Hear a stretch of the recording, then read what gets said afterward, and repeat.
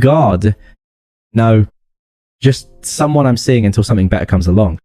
She said, when her friend asked if I was her boyfriend, I was getting her coats, heard her, grabbed mine, left hers, and walked out. She called 20 minutes later asking where I went. I said, finding something better, and hung up. Hey viewers, before we move on to the video, please make sure to subscribe to the channel and hit the like button if you want to see more stories like this. Thanks. I used to think something better meant a promotion, a nicer apartment, a festa car, the kind of goal you work towards. I never understood it could be a person, that I could be the temporary shelter while someone waited for a permanent upgrade for 6 months. I was that shelter for Sienna. It started brilliantly. She was all sparkling energy and impulsive joy.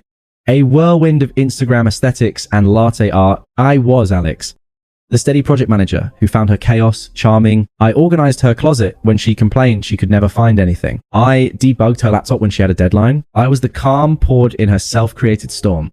And she'd kiss my cheek and call me her anchor. I mistook utility for affection. The signs were there in the data. If I'd chosen to read them, take a Tuesday.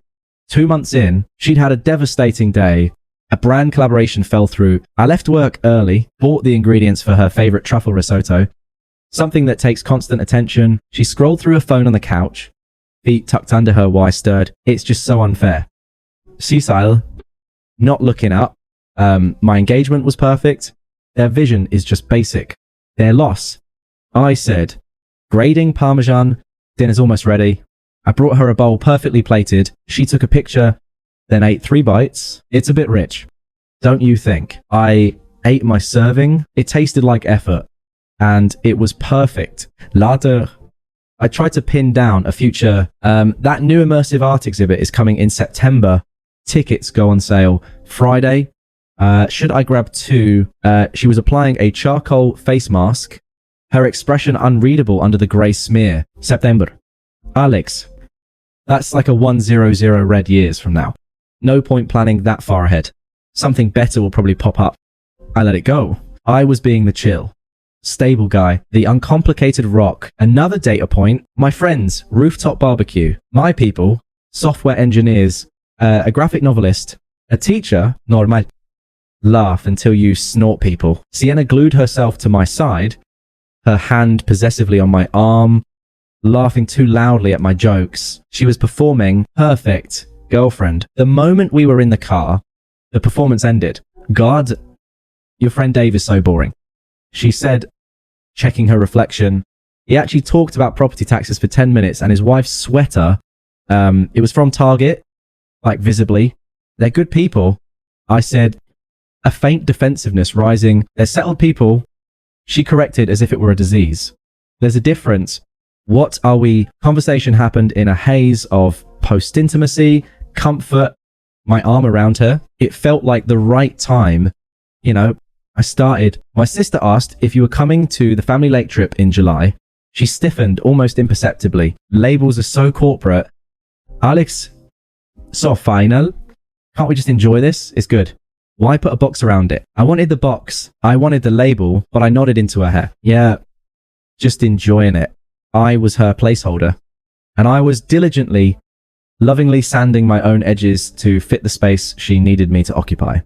Blind to the fact she was already browsing for permanent furniture. The end began on a Thursday at the rooftop bar of the Aviary. It was for her friend Tara's birthday. Tara, who worked in PR and spoke exclusively in buzzwords. The crowd was Sienna's ecosystem, influencers, aspiring actors, people whose personal brand was their primary personality. I wore a jacket she'd picked out. You need to look the part, Alex, she'd said, smoothing the lapels. The part apparently was accessory. I paid for the Uberlux. I paid for the overpriced cocktails she and Tara photographed. I listened to conversations about algorithmic reach and vibes. I was the silent, smiling +1, the wallet with a pulse. After 2 hours, my soul felt diluted. Sienna was in her element, footing from group to group, leaving me stranded by a heat lamp. She'd circle back, hand me her drink to hold, and disappear again. Finally, around 1100, she shivered dramatically. Ugh, I'm freezing. Can you grab my coat? The faux fur one. My clutch is in the pocket. À Saint-Plera. A final functional task. The cloakroom was a sleek, mirrored alcove off the main lounge, separated by strings of delicate, glowing beads. I gave the attendant the ticket. As he turned to look, the noise from the party dipped, and voices from just the other side of the bead curtain sliced through Tara's voice, sharp and giggly. So, okay, spill the tea. Is Alex like your boyfriend now? It's been, 6 months. You're practically married. My hand froze. The ticket. Halfway to the attendant, a cold, clear silence opened up inside my head. An auditorium waiting for the lead actor's line. And Sienna delivered, her voice dripping with a casual whine, loosened contempt I'd never heard aimed at me, but now recognized as its true tone. God. No. Just someone I'm seeing until something better comes along. A tinkling laugh. My blood turned to static. I mean, he's sweet. He pays for everything. Doesn't complain. And the sex is decent. Reliable. But come on. Terra, a project manager. He budgets for fun. He thinks a good night is board games. He's placeholder material. Comfortable. Boring. Each word was a precise surgical incision. Once I closed this deal with Vector Media, and it's basically done, I'll be moving in totally different circles. Real circles. He wouldn't even know how to talk to those people. So, you're just using him? Terra asked, not sounding disapproving, sounding clinical. It's not using... Sienna corrected as if explaining something simple. It's strategic positioning. He's my stability base camp.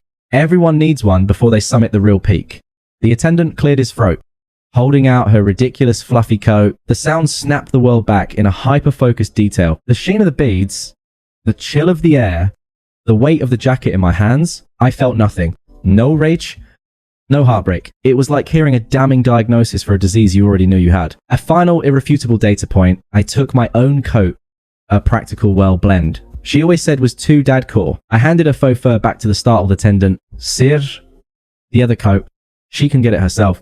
My voice sounded foreign, calm, empty. I walked out, not quickly, not slowly. I didn't look through the beads. I didn't make a scene. I simply left her words hanging in the warm, perfumed air and stepped into the cool, quiet liberty of the night. I left her there on her rooftop with her future circles. I left her clutching a ticket for a coat she'd have to retrieve alone. The placeholder had just vacated the position. The cold night air wasn't a shock. It was a baptism. I breathed it in, feeling the clarity solidify with every step away from the rooftop. The emotional static was gone, replaced by a silent, humming focus. I didn't go home. Our home. I drove to a 4-hour business hotel near the airport. The kind with anonymous corridors and blank walls. I needed a neutral site to plan my extraction. In my room, I placed my phone on the desk. It lit up immediately. Sienna. I watched the screen flash. A frantic, distant firefly. I didn't feel anger. I felt like a system administrator reviewing a corrupted file, deciding on the deletion protocol. After the 10th call, I answered, not for her, for me. Alex, what the hell? Where are you? My code is here and I'm freezing. The Uber surge is insane. Are you having some kind of tantrum? Her voice was a jagged mix of outrage and annoyance. No guilt, no awareness, just inconvenience. I didn't raise my voice. I didn't explain. I simply stated the new reality. My tone as flat as the hotel desk, finding something better. I ended the call. The finality of the click was profoundly satisfying. I then powered the phone off, removing the battery for good measure. The silence was absolute. The next morning, I operated with project management efficiency. I bought a burner phone. I drove to our apartment at 1000 a.m. Knowing her weekend habit of sleeping until noon, walking in felt like entering a museum of my own foolishness. The gallery wall of her curated photos, the throw pillow she'd insisted on, the faint smell of her perfume. It was all just clutter now. I went to my study, the one room she rarely entered, calling it the corporate cave. My grandfather's watch, my hiking gear, my books, my important documents. I filled 3 suitcases with everything that was authentically mine. I left every gift she'd ever given me. The stylish tie, the novelty mug, the expensive cologne that smelled like someone else. I took my name off the joint utilities account online. I left my key on the kitchen counter next to the empty coffee pot I'd always filled for her. I was a ghost, retroactively removing my own presence. By noon, I was in a new apartment across town. I'm more there in sparse, 1 bedroom, with a lease in my name only. I turn on my new phone. The backlog of messages from my old number funneled via a temporary forward, was a masterclass in escalating delusion. Sienna. And I stripe. That wasn't funny. I had to pay $90 for an Uber. You owe me. Sienna. Enaist 740 p.m. Okay. Fine. You're mad. I get it. Come home so we can talk like adults. Sienna. 2:14 a.m. Alex. I'm worried now. This isn't like you. Are you safe? Please answer. Sienna. 8:30 a.m. Did you stay at Dave's? Tell him I say hi. Sienna. 9:15 a.m. My key isn't working. Did you change the locks? What is wrong with you? Sienna. 10:05 a.m. I'm looking through the window. Where are all your things? What is happening? Call me. I archived them all. Data points in a closed case. A week later, the first flying monkey arrived. Tara. My new phone buzzed with an unknown number. I answered. Voice neutral. Alex speaking. Alex. Hi. It's Tara. Her voice was artificially bright, laced with condescending concern. Tara. Listen. I'm calling because Sienna is, well, she's really hurting. She's a mess. We're all worried. I said nothing. The silence pressured her to fill it. She told me about the misunderstanding at the party. She said, you heard something out of context and just bolted. She made a stupid mistake. I said a dumb thing after too many drinks. Haven't you ever said something you didn't mean? I finally spoke. Terra. You were there. You asked the question. You heard her answer. Word for word. Where's the misunderstanding? The pause on the line was delicious. She hadn't expected me to know she was a direct participant. Well, it was private girl talk. You weren't supposed to eavesdrop. I was getting her coat. I corrected. My voice still calm. The coat she asked me to get. If she's crying, it's not over me. It's over the consequences. We're done here. I ended the call. The placeholder doesn't get to explain the exit strategy. Peace. I discovered wasn't an absence of noise. It was the presence of a quiet so profound you could hear yourself think again. I went to the gym. I read books. I saw my friends who, once I gave them the stripped down factual version, unanimously said, good riddance. Man, Dave's wife even baked me cookies. My work thrived, freed from the emotional drain and the constant financial tap of funding. Sienna's aesthetic. I poured my energy into a high-stake systems integration project. 3 months after the rooftop, my boss called me in. The client loved it. The efficiency gain is ridiculous. We're promoting you to senior project lead. There's a significant bump and a bonus. I thanked him. My satisfaction deep and personal. This was my success, unshared. The karma for Sienna arrived not in a thunderclap, but in a series of quiet leaks reported to me through the now cleared pipes of my old life. First, a text from Mike, a genuinely neutral mutual friend who worked in tech. Mike? Hey man, hope you're good. Weird thing, saw Sienna at a launch party last night. She was telling anyone who'd listened that you had a mental health crisis and ghosted her. She was laying it on thick. But then I ran into Jess, who knows Terra, and Jess said, the real tea is that Sienna got caught saying you were a placeholder. The story shifting. Just for your information. I wrote back, thanks for the intel. All good here. The mental health crisis angle was a predictable play. The victim card was her strongest suit. Then the professional karma. I didn't seek it out. LinkedIn served it to me on a platter. A congratulations post from a contact at Vector Media, the agency. Sienna had name dropped. I clicked. They were celebrating a new brand ambassador. It was a fresh-faced Jinzi activist.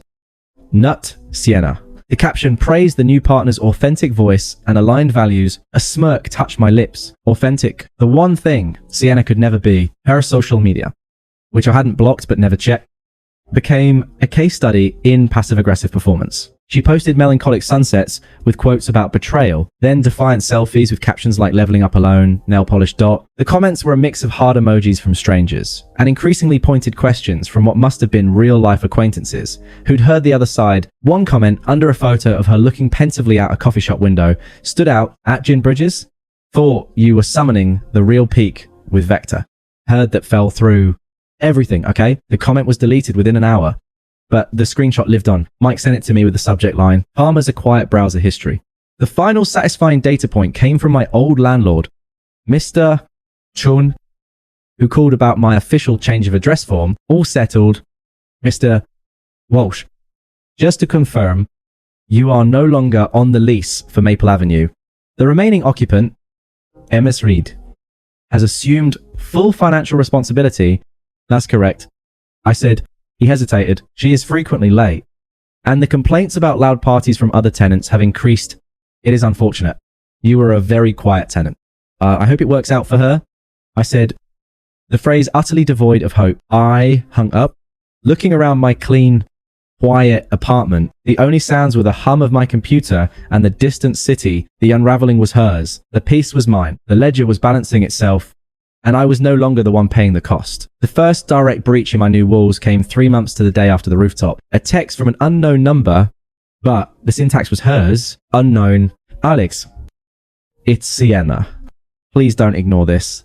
My mum is in the hospital. It's her heart. I'm a mess and I'm all alone. I don't know who else to call. I really need you right now. Please. I felt a cold flicker. Not of concern, but of recognition. It was a classic play. Her mother, Barbara, was an indefatigable yoga instructor who posted daily sunrise salutations on Facebook. I opened the app, one hadn't deleted. There she was, Barbara in a handstand on a beach, posted 4 hours ago, living my best life. I didn't reply. I didn't block the number immediately. I saved the contact as Sienna Tactics. I wanted a record of the trajectory. The second attempt was angrier, needier, and came with a location tag, my new gym. She must have gotten the address from an old receipt in the apartment, or maybe she'd cyberstalked my Instagram, which only had a single recent photo of the new view from my balcony. I was mid-set on the bench press when I felt a presence hovering. I racked the bar and sat up. She stood there in designer athleisure that had never seen sweat, her arms crossed. She looked thinner, sharper, with a hard glint in her eyes that her soft filter selfies would never show. You think you can just ghost me? She hissed, keeping her voice low but venomous. After everything I did for you, I made you interesting. You were a spreadsheet with a pulse before I got a hold of you. I took a slow sip from my water bottle, my breathing already steady. You're blocking the rack. Her composure cracked. Look at me. I'm talking to you. A few people glanced over. I remained seated, wiping my neck with a towel. I'm sorry you feel that way. I said the most generic, dismissive customer service phrase I could muster. It wasn't an apology. It was a wall. I am sorry. She said, misinterpreting, latching onto the word. It was a joke. You have no sense of humor. You took a private conversation and weaponized it. I stood up, towering over her, not with aggression, but with sheer uninterested mass. I looked her directly in the eyes, and I gave her a faint, pitying smile, the kind you'd give a child throwing a tantrum in a supermarket. The joke's over. Sienna, the placeholder has left the building. I put my noise-cancelling earbuds in, selected a podcast, and lay back down under the bar. I did my next set with perfect form. When I sat up again, she was gone. The phantom had been exercised by pure mundane indifference. The third attempt came via a more complex proxy. My office phone rang. My assistant Maya patched it through. A Barbara Reed for you. Alex says it's personal. I almost admired the gambit, putting her mother up to it. I took the call. Alex, honey, it's Barbara. Her voice was a poor imitation of warmth, layered over steel. Barbara, I'm calling about Sienna. She's not well. This separation has been so hard on her. She's lost. Alex, she made a mistake. We all do. But what you're doing, this silent treatment, this cruelty, it's breaking my daughter. I let the word cruelty hang in the air of my sunny corner office. What would you like me to do? Barbara, I asked, my tone politely curious, as if she'd asked me to handle a printing error. Forgive her. Talk to her. Be the man I thought you were. The stable one. She needs that stability now more than ever. Her little career thing didn't work out. She's feeling very insecure. There it was. The call asked, return to your post. Resume your function. Barbara, I said, cutting her off gently. Sienna told me in explicit terms that I was a temporary stability solution. She was correct. My stability is now my own. It is not a service I provide anymore. I wish you both the best. You're a selfish, heartless boy. She snapped. The facade gone. After all, we welcomed you into... goodbye, Barbara. I placed the receiver down. The last flying monkey had crashed. The siege was failing. The Tech Forward Awards Gala was the kind of event I would have dreaded a year ago. A sea of SH smoozing and superficial chatter. Now, it was a professional validation. My project had won the Innovation and Efficiency Award. I was there with my team, wearing a tuxedo I'd bought for myself. I felt good. Solid. Present. In a way I never was with her. I was at the bar getting a sparkling water for myself and a gin and tonic for Maya, my lead developer, when I caught a familiar scent, not her perfume, but the cloud of aspirational desperation that followed her. Alex. I turned. Sienna stood there. She was dressed to stun in a tight silver dress, but it looked like a costume. Her face was gaunt under the careful makeup. Beside her was a man in his 50s with a comb over and a too tight tuxedo jacket. Already looking bored and scanning the room. Her +1 for the evening. Her current stability base camp. Sienna. I acknowledged, my voice neutral, as if recognizing a vague acquaintance from a long ago conference. You look really good, she said, her eyes scanning me with a hungry, calculating look. I now found clinically interesting. Thank you. I heard about your award. That's amazing. I always knew you had it in you. She took a step closer, lowering her voice. I miss you. I've been seeing a therapist, really doing the work. I realized now I was self-sabotaging because I was scared of how real it was with you. The words were smooth, rehearsed, a new script for a new target audience, the successful version of me. I didn't reply. I just waited, watching her. She faltered under the silence. What we had, it was real. Alex, I know I messed up, but it was real. I took a sip of my water. What we had was a transaction. I stated the analysis final. You provided a distraction. I provided a subsidy. The transaction concluded on the rooftop of the aviary. Her eyes glistened, but now with a flash of the old anger. Do you hate me? Is that it? You have to hate me to be this cruel. This was the moment, the final data point to log. I set my glass down and looked at her, not with hate, not with pity, but with the pure, clean emptiness of a closed account. Hate requires a constant emotional investment. Sienna, it means you're taking up space, rentrée in someone's mind. I gestured slightly to the room, to my team laughing nearby, to the award plaque on our table. I don't think about you at all. You're a footnote in a report I filed months ago. Now, if you'll excuse me, my colleagues are waiting. I picked up Mia's gin and tonic. I didn't look back. I walked towards my team, towards the laughter and the genuine respect. I felt her eyes on my back. Alas, Fantomich. Maya took her drink. Who was the iceberg in the silver dress? She murmured. No one. I said, and for the first time, it was the absolute profound truth. Just someone I used to see. Across the room, I saw her date pat her arm absently. His eyes locked on a younger woman across the bar. Sienna stood rigid, alone in the glittering crowd, holding a melting drink. She wasn't crying. She just looked empty. The placeholder had been replaced. The upgrade was complete, and I was finally, irrevocably, something better. Thanks for watching. Make sure to subscribe to the channel and hit the like button. What do you think about this story? Share it in the comments.